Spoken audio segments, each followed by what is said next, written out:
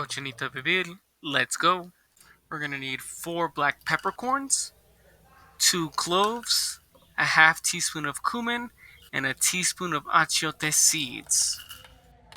Grind them together using a machine or by hand. Blend 4 tablespoons of achiote paste, your spice mix, and orange lime juice mix, and blend well. Season your pork well, mix together, then add your pibil marinade.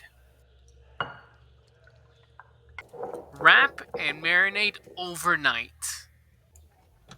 Heat up your banana leaves, grease the pot you are using, line the bottom with your leaf, place your pork pibil, and cover with your other leaves, and then with aluminum foil.